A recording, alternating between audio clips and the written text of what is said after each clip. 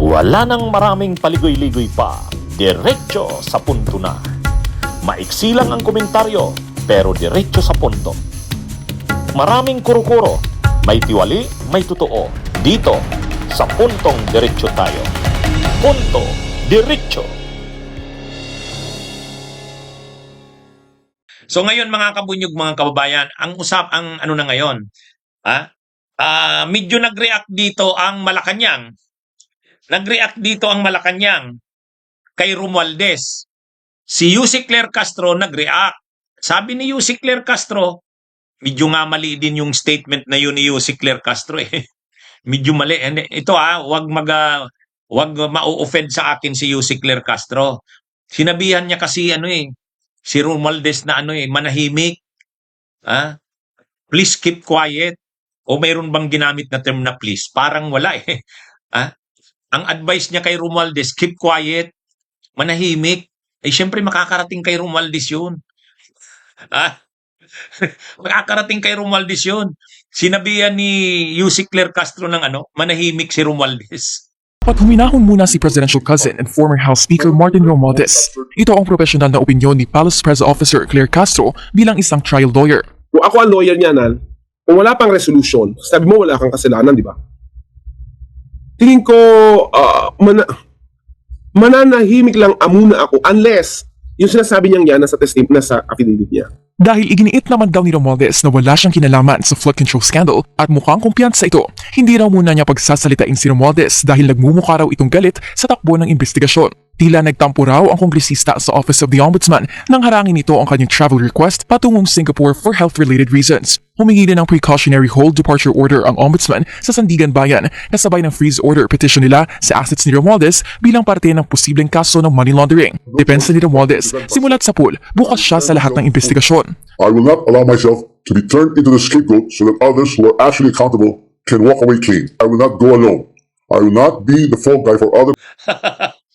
medyo iba yung ibang dating noon. Siyempre, mainit na ngayon ang ulo niya ni Romualdez eh. Bakit siya kinakasuhan? Pinapayagan ba ito ng Malacanang na makasuhan siya? Sino ba ang nasa likod nito? Siyempre, kaya lang nagsalita nga kasi si Romualdez doon sa kanyang 9 minutes na video message. May sinabi kasi siya doon. Hindi daw siya ang mastermind. Tapos ang itinuturo ni Romualdez, si Saldico, saka si Chis Escudero. Pagdating daw sa budget, yung dalawa na yan, ang may say sa budget. Pagdating sa Kongreso, hindi daw siya. Hindi naman daw siya naging part ng BICAM, sabi ni Romualdez. At ang sabi pa ni Romualdez, saka saan nagsisimula ang budget? Ay di ba sa executive? Sino ang pumipirma sa budget ng huli? Ang presidente. Sino ang nag-i-implement ng budget? Ang executive na naman.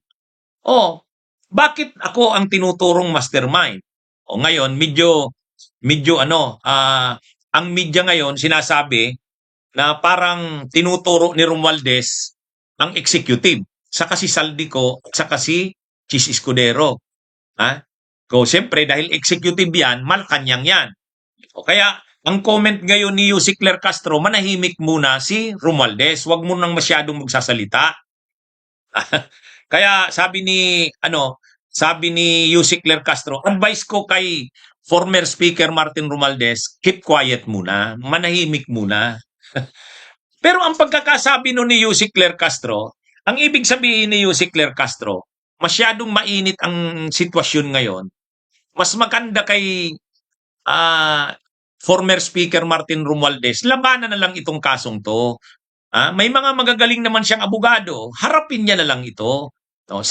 Kumbaga ang sinasabi ni Yussi Claire Castro, wag nang birahin ang lalo na ang pangulo. Wag nang birahin. Pero sabi naman ni Yussi Claire Castro, parang hindi naman inaatake ni Romualdez ang pinsan niyang si Pangulong Marcos eh. Hindi naman pinangalanan. Kaya lang mas safe na, sabi ni Yussi Claire Castro, wag niyang titirahin ang executive. Sagutin niya na muna yung mga issue na yan.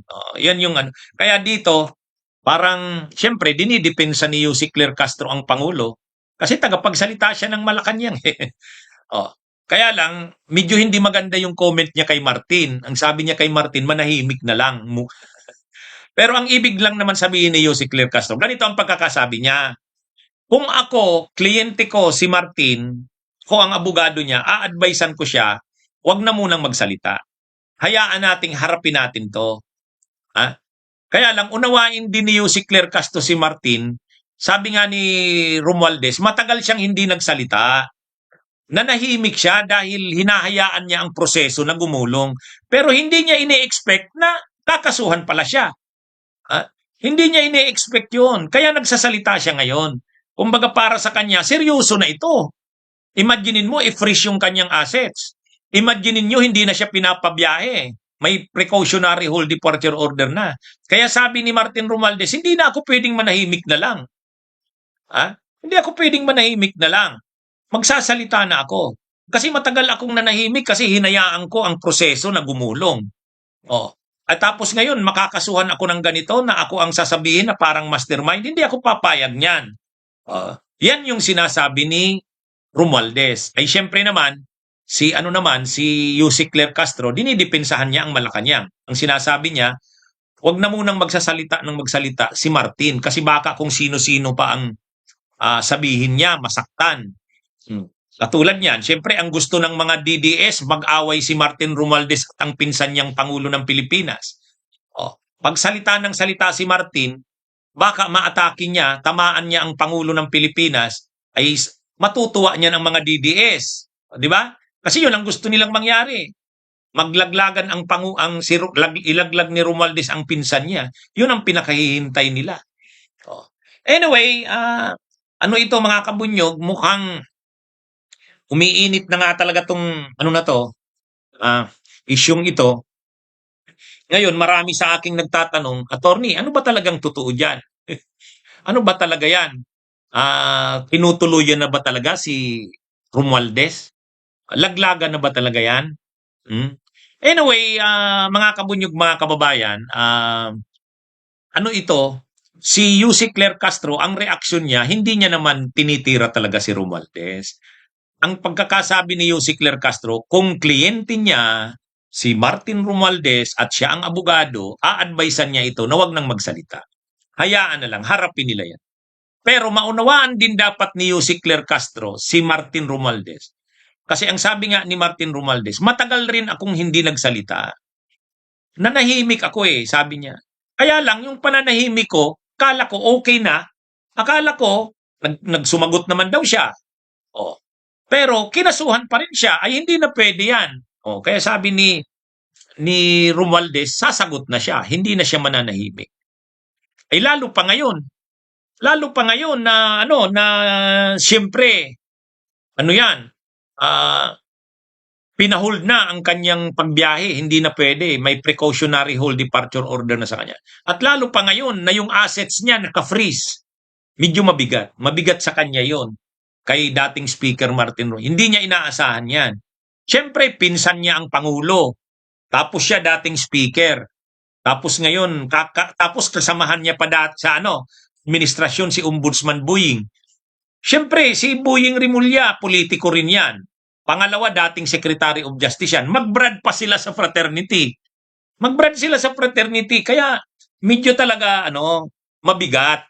Pero siyempre, ang pakiramdam ni Romualdez dyan, binitray siya. Kasi hindi niya inaasahan yung kaso Kaya medyo mabigat din talaga sa kanya yan. Mabigat sa kanya. Bunyog, halikan na kasama ka. Bunyog, kapag buklod ay may pag-asa. Luzon, Visayas, Mindanao, isa ang pananaw. Sa bagong Pilipinas ang bunyog isisigaw. Bunyog.